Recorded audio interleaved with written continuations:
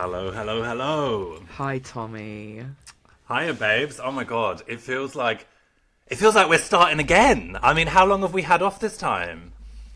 I've lost all track of time. Same. Yeah. Was it days? Was it weeks? Was it months? A couple of weeks. You obviously. Well, Yeah. we're going to get into how much you've had going on, but welcome back to the podcast formerly known as Tommy and Hannah. Now known as, drumroll please, Skunks at the Garden Party. Yeah, and just at the top of the episode, read the title a moment again to shout out my favourite podcast, I've Had It, because they often sort of refer to people and themselves being the skunks at the garden party. So it's very much, you've told that friend that perhaps they should stop drinking at Starbucks or, stop shopping at Zara, and you all immediately you are the skunk at the garden party. And in a world where those atrocities are continuing to happen, always be the skunk at the garden party. And we're back. Yeah, I think we both kind of revel in it, and I think we both revel in an opportunity to have these conversations and connect with other people who feel the same at the moment. Because it is hard when you get treated like a bad smell in the room because you've had to say something. I think for a lot of us, especially at the moment, just sitting and not saying anything, especially when people just, like you said, fail to support BDS, boycott, divest, sanction. We know it works. It is working. So, I've been thinking a lot about. I'm very much in product brain at the moment, and one thing I really wanted to make, but I feel like the news cycle moves too quickly, is I really would love to make a charity T-shirt that just says Gwyneth Paltrow is a bellend. Yeah. Oh, we have our first episode title for season 2, everyone. What a fucking bellend. But it's just, by the time you've had the T-shirts printed, there'd be another person that's been publicly disgraced and is acting a bellend, So it's just like... So we just go with just stop being bellends. I mean, this is the thing, right? Because I was thinking about it before we met today. What's been happening since we were last recording, but it does just move so quickly. I would just like to mention dear Anthony Head, though. Oh my god, so well known, of course, for his role as Giles in the iconic Buffy the Vampire Slayer. Yeah. And I think a lot of people were affected by that because we're desperate for examples of sort of positive patriarchy. Or matriarchal men, as someone mentioned when I was doing a live and talking about this the other day. So, R.I.P. Anthony Head. Yeah. Super sad. Are we getting to that age now, Tommy, where people from stuff that we were growing up with are just gonna start? Yeah, don't shoot pop in their clogs. Don't shoot me, but Buffy was never one of my things. No, hang on. Which is surprising. I know. Unacceptable. I know. Like Robbie, obsessed. He's absolutely obsessed. Buffy's like one of his queens. Did you stick with it long enough to get to the lesbianism? Obviously a huge fan of lesbianism in all its forms. Well, exactly. I just feel like maybe, because the thing is with Buffy, I think I read somewhere the other day that most millennial people who were watching Buffy, you would have started watching it at 12 and finished at like 19. So in terms of like coming of age, it really was, and obviously it was. I mean, I think I need to do a rewatch because maybe it wasn't as badass and as feminist and as I think it was. Well, I think very little that was sort of made in the 90s, early 2000s really is when you look back on it. But, I mean, I don't know. I mean, like I say, it's wild that it wasn't a big thing for me, just given that it's lesbian vampires and, it just... I don't know what it was, but... Giles, the hot librarian, English librarian, Sarah Michelle Gellar, iconic as Buffy the Vampire Slayer. I could go on about it. I absolutely loved it. I was obsessed with it. I was telling everyone on this live I just mentioned that I don't want to get into that. We'll save it for the episode we perhaps have planned for next week. Yeah. where I seem to have this pattern of being in contact in some form or another with certain celebrities, and then they die. Yeah. There's this weird, right? So for example, I was rehearsing Fairy Tale of New York for school one Christmas, and it was the Christmas The Pogues. But it was the Christmas that Kirsty MacColl got hit by a speedboat. Who sang Fairy Tale of New York?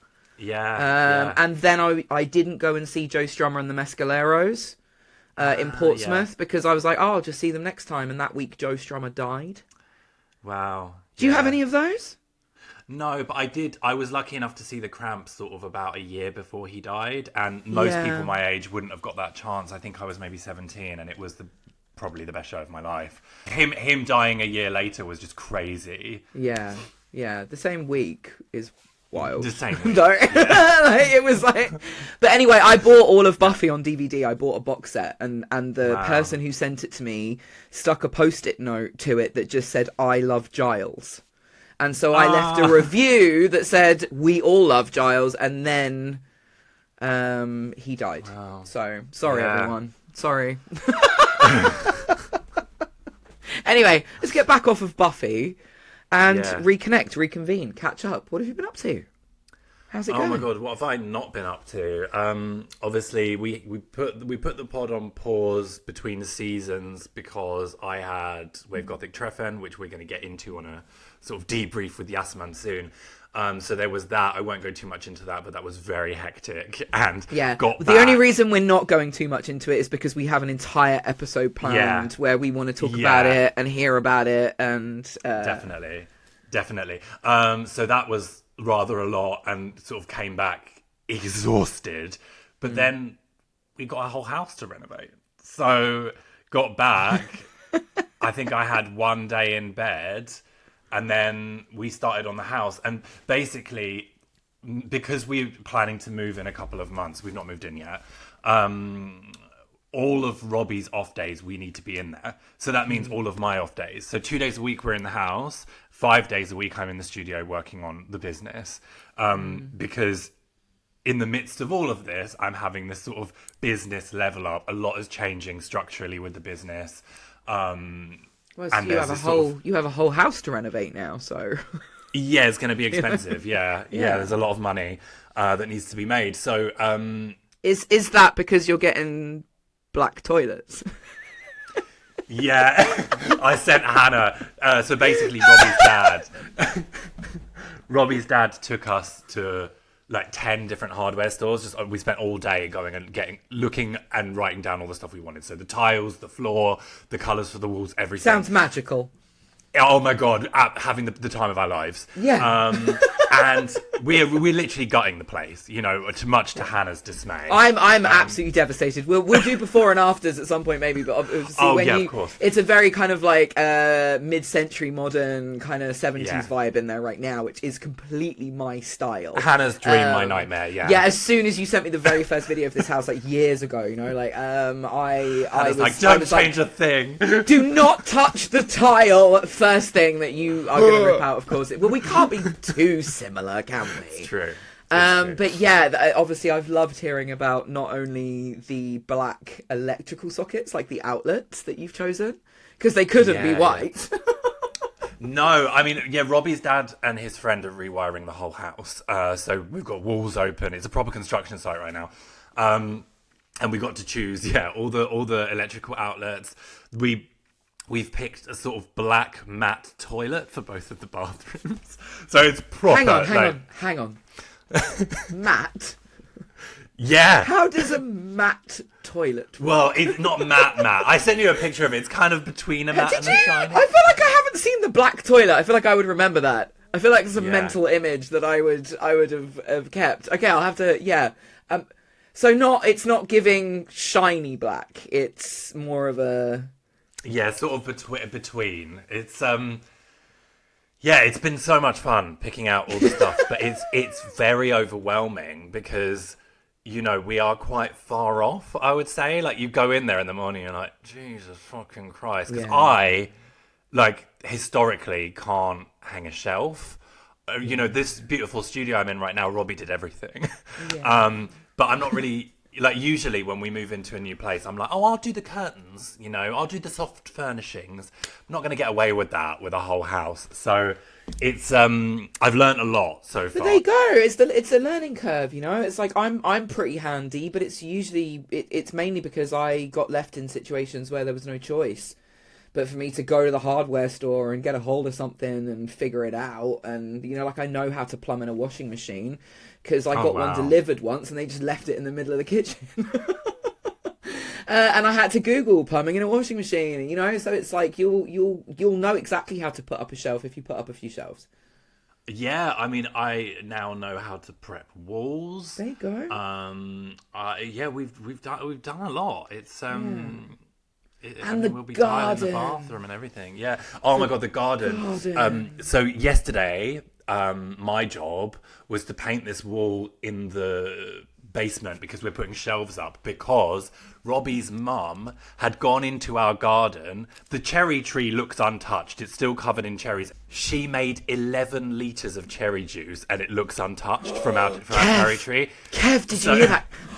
Kevin's favourite flavour of anything is cherry. Is cherry. Right? It's this whole, you'll have to come over. You've been with me, Tommy, I think, when we've been travelling or whatever, and we'll find like cherry flavoured this or cherry flavoured that, and I always have to get it for Kev. And I know that as soon as he heard 11 litres of cherry juice come in over, a cold basement, that's like his idea of a really good time, so... So yeah, I was painting a wall so we can put up the shelves to house this 11 litres of cherry juice and more that's coming, basically. So that was fun yesterday. I'm obsessed. This all sounds so good. Yeah, it's great. I'm just very, very overwhelmed and I just have like very little capacity for much else between this and the business right now. I'm quite overwhelmed. Yeah. But it's all good stuff. It's all really exciting. Yeah. What's going on with you, babes? I knew you were going to ask me that. Yeah. I was waiting for you to ask me that. I might have gone... You know how I felt that I'd gone quite feral? Maybe towards the end of last year, beginning of this year. That wasn't feral. Because wherever I am now is feral. It's okay if you can't talk about it on the podcast. Yeah, I mean, this is the thing. I've been in the cult and kind of like... really tried to reinforce for other people that it is okay not to be okay right now. You know, it's like, you know, we're talking about things that have happened in the past couple of weeks. There was also, you know, racist rioting in not only Southampton, a city that I'm very familiar with and called home for 10 years, but then literally the following week in Belfast, a city that I had to leave through being threatened with violence, you know, towards the end of last year, you know, where I'd been for 2.5-3 years again. So it just, you know, if you think about it, it's not, you know, poor me at all. It's just, I think this is what we're all reckoning with. I'm living in Berlin. Russia attacks Ukraine and you remember that time in Berlin? I where do. Trains full of people just fleeing. Were arriving and people were trying to coordinate housing and... What I remember is lots of queer people and sex workers stepping up and creating charity shops where Ukrainians could come and get clothing and tinned food for them and their children. It was absolutely crazy. The city was overwhelmed and... it was just... I feel like that was sort of around the time of a lot of us waking up to what was going on. Absolutely. I think just that reality check, especially living in a sort of playground like Berlin, just the reality of this bottled water stacked on the platforms and the fact that we had to be careful because unattended minors were wandering off of these trains because parents had literally just wanted to do whatever they could to get them to safety and then they weren't being seen again, you know. So it was just such a wild time. I remember thinking, like, do you know what, I think I don't want to be in the city. This is all just and moving to the north of Ireland and then obviously having just more unrest and difficulty. And, you know, like Belfast has had riots like this with the fires and the, you know, they've burned people out of their houses. They've burned families out of their homes. You know, this is absolute crazy amounts of violence in local communities. And it's been every summer at the same time for the last 3 years. it's just, I mean, some of the scenes that I've seen on the news have just been absolutely terrifying. My dad was going up to the airport to pick up my mum and my brother, Yeah. and was unsure of whether or not he was going to be able to get there in the evening because they were closing the roads. So he decided he was going to go to the IKEA, because the IKEA is basically next to Belfast City Airport, because he could get some food and just wander around and be somewhere waiting for this plane to come in. And they had to close the IKEA. IKEA in Belfast closed because they were like, it's getting a bit spicy and we don't want to risk it, and we're going to send all of our staff home safely. Yeah. And I just think it's alarming, perhaps, and it's been difficult for me in the past week, that not more people are alarmed by this. Yeah, that I think that in the sort of awakening that we've spoken about over the past, how long are we speaking now? Like 4 or 5 years? Yeah. Like, it's definitely ramped up. I think for a lot of us, just looking around and being like, are you seeing this? Yeah. And noticing that it seems like a lot of people aren't, has just been, like, I didn't expect to lose so much respect for so many people. Or also feel like so many people have lost respect for you. That's the other thing. Like, well. it's tricky. Again, I'm not going to do like, oh God, it's so hard for me. Like, people are still being killed. Yeah.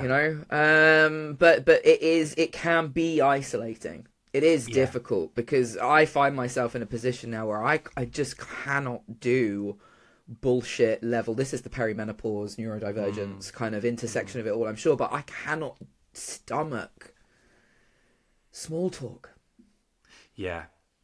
I don't give a shit. I don't give a shit about, like, the shopping trip you went on, or, like, where you're going on your holiday next. Like, I'm happy for you, I'm joyful for you if I'm in friendship with you, but, like, it's just this way that people have of going about their day where we're not ever really interacting or getting to know with one another or getting to know one another, because we're just operating at this very shallow level of complicity. Yeah, that's it. And, like, I can talk about all of those things so long as I know that there is the capacity within the friendship for me to talk about the hard stuff as well. And if I start to get a whiff that perhaps that's not possible, or you get that sort of glazed eye look when you start talking about Palestine, then I'm just like, babes, I'm out. I'm not. If we can't talk about that, then I don't want to talk about perfume. Do you know what I mean? Like, exactly. No, this is good. I mean, this is reaffirming for us coming back with episode 1 of season 2. This is why we wanted to start this podcast, was to have the chance to also speak to other people that feel like us, who are lacking that solidarity, that camaraderie. Like, I just want to say how important it is for me that we don't normalize what we have become aware of, what we have been awakening, that we don't get to a point where we just go, oh well, I guess this is just it now then, because our 3 years of protesting didn't do anything. No, now we double down. No, completely. And I think it's good also to remind ourselves, because I think everyone is guilty of it, especially just at this phase that we're at in the genocide now, where it's like, it has been so long and there has been so much change, but it's so difficult to see that. You know what I mean? Like, it's so fucking difficult to see how far we have come in the movement, because they're still fucking bombing Gaza. Like, it's still going on. It's this crazy, absurd duality. It's like Pride Month and celebrating Pride Month and all of the corporate whitewashing that comes with it, and then the Filton Four being handed those jail terms. We haven't had a chance to talk about this. Yeah. But I mean, just to go quickly back to Pride Month, Yeah. or the lack of corporate whitewashing right now, as we do see this big shift to the right, and we start noticing that there are actually less and less opportunities for queer people this year, because it's completely fine to not be centering queer voices right now. Yeah, or they're doing the big mainstream, but they're not actually connecting with or collaborating with or platforming any queer people. The LGB without the T, Yeah, just classic. Yeah. Fuck them all. I love it. Two disenfranchised elder goths, emos talk about how bullshit corporate pride is. Because throw a rock, throw a brick, right? Burn it down. That's the only energy that I need at Pride right now. But anyway, I'm just very angry, Tommy, I think, if I'm honest. And the reason that this is quite difficult, but I think it's important for us to do, is because a lot of the time I feel like I have so much to say, but so much of it feels like exactly what it is that people don't want to hear. Unfortunately, given sort of the media landscape, if you can't boil it down into a 10-second clip for Instagram, people don't want to hear it. This is why I've loved being able to have these kind of conversations, especially as somebody that is a brand and where it isn't always so well received alongside pictures of products and stuff like that. Like, it's really good for me to be able to get in a room and talk about the stuff that's really going on. Yeah, it's cathartic. So I'd also say, you know, when we publish this episode, we're putting it obviously on Patreon, and we so appreciate your support there. But also on YouTube, you know, if you want to share anything, if you just want to put it in the comments, you know, we do read everything. And I think it's important that you also feel that you have that opportunity to connect with like-minded people. You know, like I said, coming back to the Filton 4, you know, or we had literal, you know, cities in the UK on fire, with racist people literally running through the streets at night, and on the backdrop of that, we had the British justice lol, the British justice system centering fucking kids. I mean, I don't, you know, I'm not, but young people who are passionate enough that know that what is happening in Palestine cannot be continued to happen, who decided to do something, and they have got, what was it, 25 years collectively? Yeah, I think we had 5 years, 6 years, 8 years and 8 months. 8 years and 8 months was the longest. Fucking hell. Yeah, no, it's just absolutely vile. They're heroes. Yeah. Yeah, and I hope that they know that from the efforts that were made to block the vans as they were leaving court, and I don't think that, you know, I think it's got to go through several different courts of appeals. But this is why I'm not okay. I'm not okay, right? Like, there's people from the global majority getting burned out of their homes in a city that I lived in for a few years that's still just down the road here, you know, where Kev's parents still live. You know, where, like I said, my dad was driving up there to try and scoop up my mum and my brother from the airport. I shouldn't be sat worrying about the safety of my family members. But then it hits home to you so hard, the reality of what other people's lives must be like living in somewhere like the fucking West Bank. Oh, my God. My God. Do you know what I mean? Yeah. It's just, yeah. You know, so I'm aware of the fact that I probably sound a little bit insane, which makes me a little isolated at the moment. I don't want to make reels. I don't want to make content because I don't want people to be like, oof. But it's just, I'm very angry and I get very upset. And then obviously, as I keep saying to everyone right now, trying to deal with personal things like your life and life on life's terms against a backdrop where there isn't just a little stability, there's nothing, like a little lack of stability, there's nothing resembling stability or what we came to know as normal. It's very, very difficult. You know, people who are dealing with things like cancer diagnoses or financial problems or things that in and of themselves would be hard if society or the collective felt that it was at least where it needed to be, but it isn't. It's insane. Yeah, I mean, I obviously got back from Wave Gothic Treffer and got straight into the house and was a little disconnected. And me and you had a chat, obviously, and you're like, well, where should we start? There's the Ebola. There's, yes. You know, the El Nino. Yeah. Like, there's rather a lot that happened in the time that you were focused on other things, you know. We've got Ebola. We've got El Nino. We've got English racists. yeah. It's...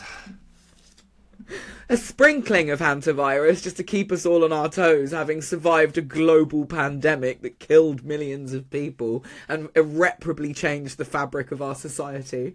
You know, I'm tired. I'm fucking tired. Yeah. I mean, and just like the global warming of it all, it's just I tell you what, I think this is a really good idea for an episode, because I said to Kev, I was thinking about making some content, like trying to do a reel or something, where I literally go from sort of class of 2000, 2001, right, the millennium, through everything we have lived through. Everything, right? All of it, like a blah, blah, blah, blah, blah, blah, because I think people that's an really episode, need... not a reel. Right, but that's the thing, I'm like, it would be impossible.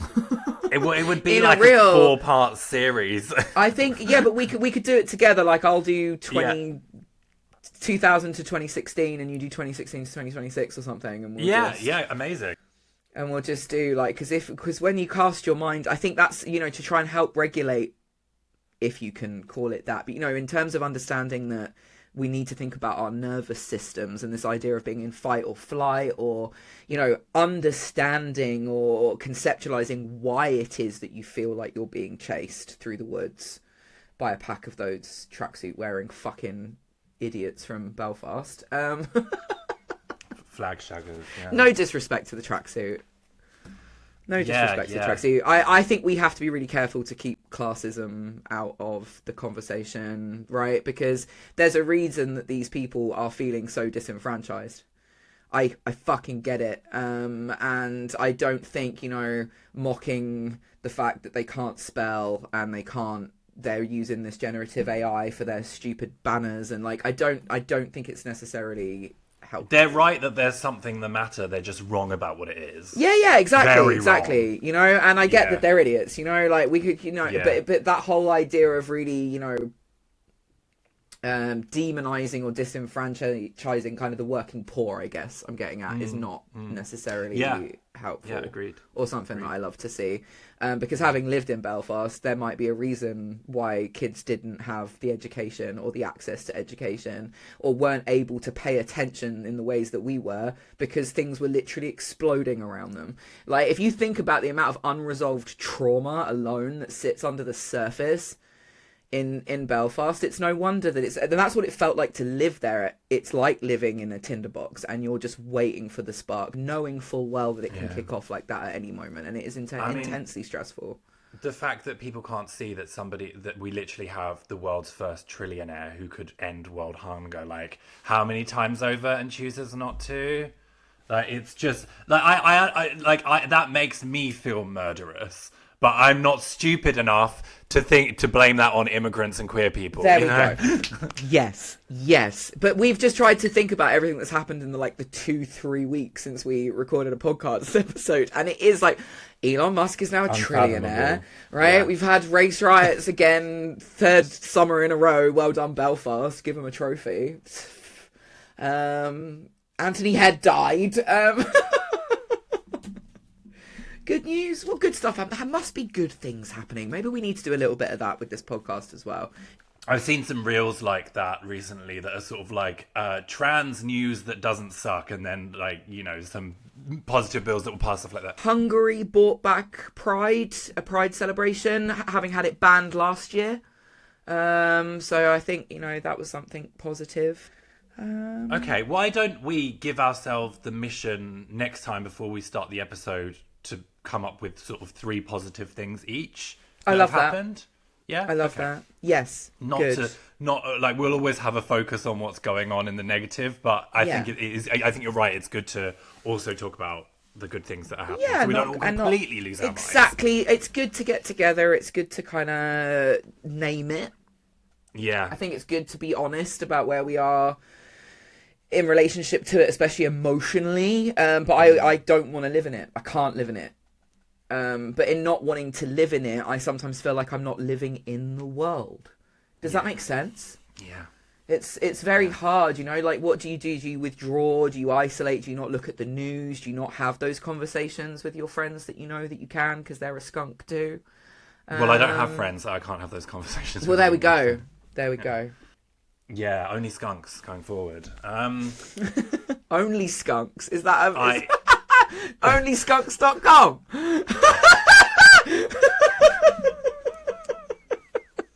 Well,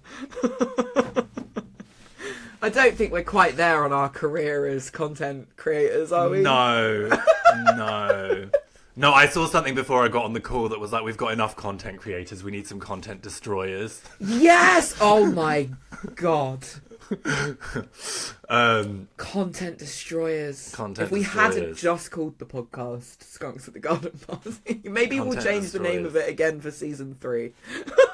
Yeah. Just a seasonal name change every time. Yeah, that would be very us, you know, like. Yeah, I have a tendency when everything is quite shit to turn to workaholism, which is definitely... Do you, Tommy? Recently. I can't believe you disclosing that to our audience at this point. It's just going to be shocking. Oh my god! I don't think anyone could see that one. Yeah. But are you okay? Yeah, I feel like if I didn't have the workaholism, I would be a raging lunatic right now. Yeah. Yeah. Hi. Welcome. My workaholism ran out, and now I'm just left with raging lunatic. That's exactly what I'm trying to say. Yeah. I get it. Yeah. There's a certain amount of relief that comes with going feral as well, though. Yeah, I can imagine. I really can. I think for me, and the thing that I've sort of struggled with recently in terms of, showing up or being online or trying to carry on with business as usual is the fact that I just don't want to be part of or perpetuate this kind of keep calm, carry on, turn a blind eye energy. No. No, but absolutely, then absolutely not. It is also difficult because people clearly are so turned off by talking about certain things, or you just put yourself in the line of fire because you're going to be on the receiving end of a heap of vitriol and hatred, and that doesn't benefit anyone or do anything positive either. Yeah. I agree. So just acknowledging it is a difficult place to be in for anyone else who still finds themselves in this weird, like, wait a minute, what are we doing? Yeah. But talking of positive things, though, fucking hell, talk about the belt that sold out overnight. Can we? Yeah, that was absolutely wild, and I'm so excited that I got to do that one. It's just been so much fun working with Joanna on this particular product. It's the Akasha belt, which obviously named after the iconic Queen of the Damned. I love the name. I mean, I said to you immediately, like, knocked it out of the park. The design is just...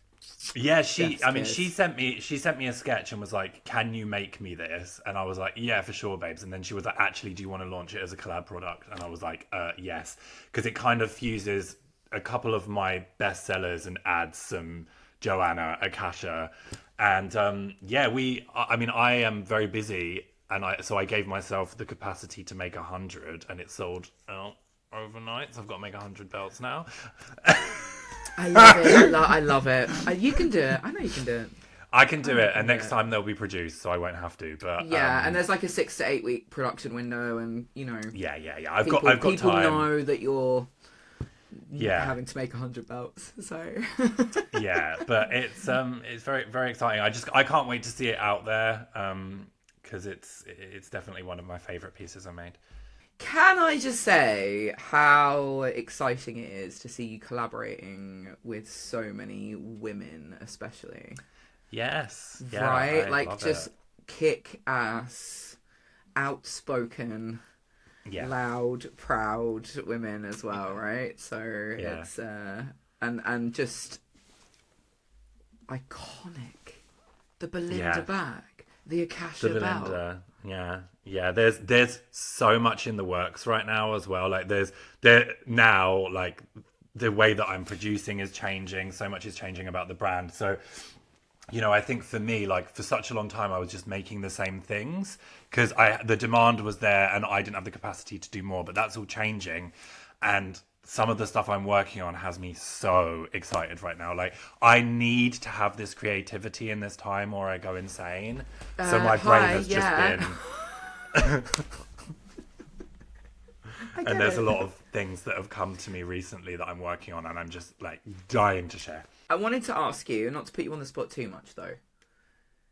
Do you feel that things are going well? Are you able to connect with the kind of achievement, I guess, because we always reflect, don't we, on where we were at when we met compared to where we're at now. And I just look at you kind of renovating your first home that you've bought with your partner, having just done meet and greets at VGT. You didn't just go there or then there. You did a meet and greet and you were in drag. And you're also, like I said, getting to connect and collab with all these kick-ass people all over, like, internationally, and selling out a belt overnight, which would once upon a time that was like to sell 100 belts in one night. That's like, I was there at the start of Tommy Bells, you know. So, but I just wonder, because obviously sometimes I think we both have a propensity to feel like everyone's mad at us. I still have that. Right, this is what I'm saying, or that we somehow must still be doing it wrong. We just haven't figured out how, but at any minute we will find out, because it's all going to fall apart around our ears. I think I have to be very gentle with myself and just realise that I'm always going to have that to some extent. Yeah, you know, good advice. You know, even renovating the house has been such a sort of like bonding experience with Robbie and his dad, and like I'm just like, oh, but they're going to work out that like I don't have a clue what I'm doing and I have no business having this house and blah, blah, blah. And it's like, no, they already know that you have no clue what you're doing. It's fine. Like, but it's always there. It's always there. And I feel like it's always going to be there in the business to some extent. Like they're all going to realize that you're a fraud and a fake and a blah, blah. And it's like, it's just, I think it's just part of it for me, and it's always going to be a part of it, and I just have to be really gentle with myself. But in terms of your question about whether or not I can see where it's gone, yeah, absolutely. I mean, I was renovating, I was painting this wall yesterday, and then I had to strip all this grime off the tiles so that we can attach this backsplash and all this stuff, and I was just like, you fucking did that. You did that. And then we got home and I ordered us vegan burgers as a, you know, celebration that the Akasha belt sold out and stuff like that. I'm doing my best to try and mark these things, but I am just also perpetually overwhelmed and tired. Yeah. Well, you've got to continue taking care of yourself. I will continue to go on about it. Yeah. Just because I don't need you getting too burned out. Yeah. You know? You've got Vibali. You can go to Vibali. Yeah. No, I was there the other day, and I think I'll be booking again this month, because when I do have those off days, it's also just a big part of Vibali is even just like you not being allowed to have your phone with you. Right, is a huge thing. 100%. So if anyone listening's uncertain, Vibali is a spa essentially, but it really is like disappearing into another world. Steam rooms, saunas, swimming pools. It is in Berlin, Germany, so everyone's naked, which can be a little interesting for some of us that don't come from that background. But it's one of Tommy and mine's favourite places to go, just to kind of disappear, to decompress. It's my favourite thing about Berlin. Right. It's probably my favourite thing about Berlin. For Bali it's just, you get a fluffy robe, you get like a little wristwatch thing where you can just keep ordering drinks and food and charging it to your wristwatch. I mean, it's bougie but it's not expensive. It's very accessible still. So if anyone is going to Berlin, do not miss Vibali, and perhaps we should have a promo code at this point, to be honest. Yeah. Yeah, like there's been a lot of times where I've been really overwhelmed, and a voucher for Vibali will materialize in my inbox from Hannah. Just like, yes, and honestly, I think it's sometimes because I want to live vicariously through you, because I can't go to Vibali, and because I know how much I would love a day at Vibali. I'm just like, I'm sending Tommy. I'm just going to send Tommy. Yeah, the other day I had a really stressful day, and then I was like, I could just sack all this off, and then I just went straight to Vibali in a cab. Yeah. That's such a Berlin move. That like, I'm so over this. Like, I'm so done. And I'm just going to get in a cab or jump on the tram and go to Vibali. Because it does. I think that's the thing for me, especially, from my background and being a scumbag. Being somewhere like that where you suddenly feel as if you're in a 5-star hotel in Thailand, or is quite an experience. And I think as well, living in a city in Berlin where it's perpetually so fucking dark and cold throughout the winter months, that going to Vibali and being in that environment and experiencing the heat helps. It helps with your mood. It helps with you being in the body. It's, I know for you and me, meditation isn't the easiest practice in the world, but I think we both meditate in the sauna. Yeah, I do meditate in the sauna.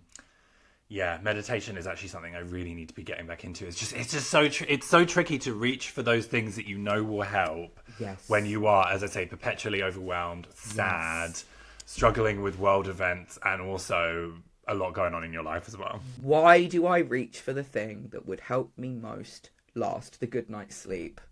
Yeah. The nutritious meal, the opportunity for some self-care in whatever way it might be accessible for us.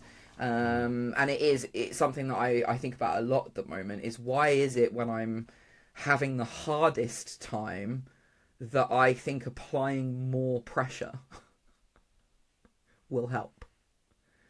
Is that what happened? Is that just capitalism? Is that just Attacked. Right when you're like, right? You're like, I've got nothing left. I'm doing the most.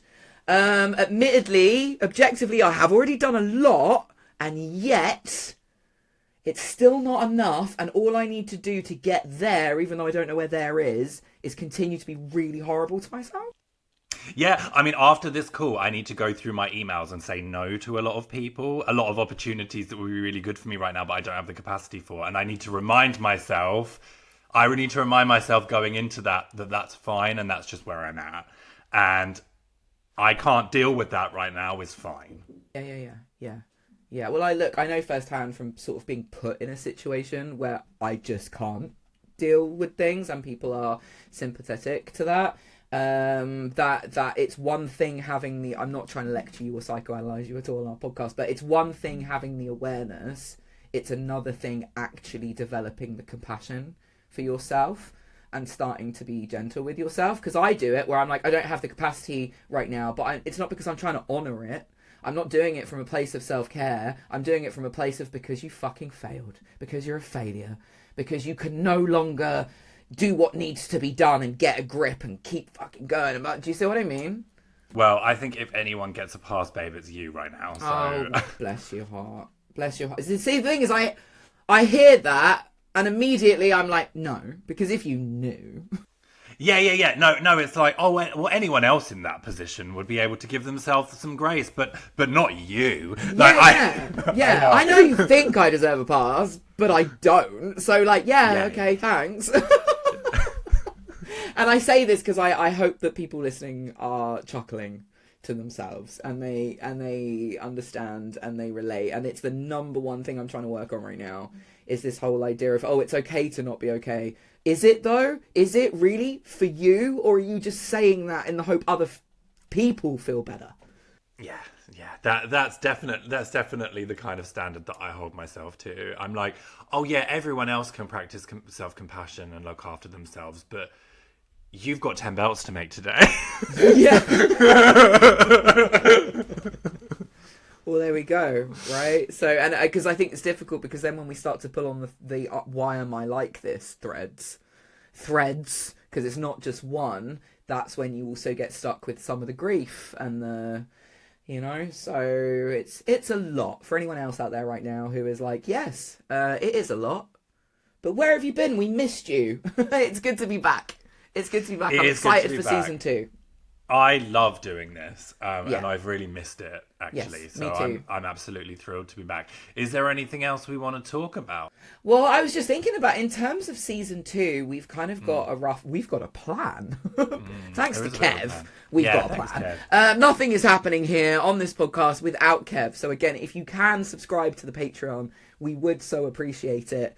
But also just a click, a like, a subscribe on YouTube does the absolute most for us as well. Like, we're nowhere close to being able to monetize YouTube, but wouldn't it be amazing if we could get there, especially talking about the things that other people don't particularly want to talk about right now. I'd love to see that. But we're absolutely planning on inviting Yasaman back for the VGT debrief. The VGT 2026, everything you need to know, all the tea.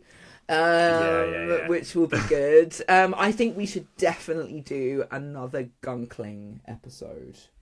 I would love that. I would love a Gunkling episode. Agony, Uncles, Gunkling. I had an idea this morning that I think we'll keep under wraps. Yes. Yeah.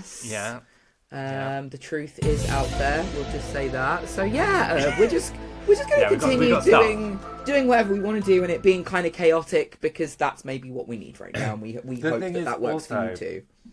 I just think with everything going on in the world, there's no lack of sort of things to talk about, is there? Yeah, so. No, exactly. But I'd love to hear from our listeners. If there's anything specific that you think it is important that we should speak on right now, if there's anyone particular you'd love for us to be able to sit and have a conversation with, we could see if that's something that we can set up. So I really at the moment cannot say enough. Observing you and kind of where you're at and what you're working on at the moment. And for me personally as well, with the cult and trying to keep things ticking over despite the fact I am feral and furious most of the time, is this collaboration. Yeah. It's watching people move out of the like cunty comparative era of kind of social media and us being like, I absolutely want to work alongside and with people I see that I know and I like, who I know importantly align with my values and align with my beliefs.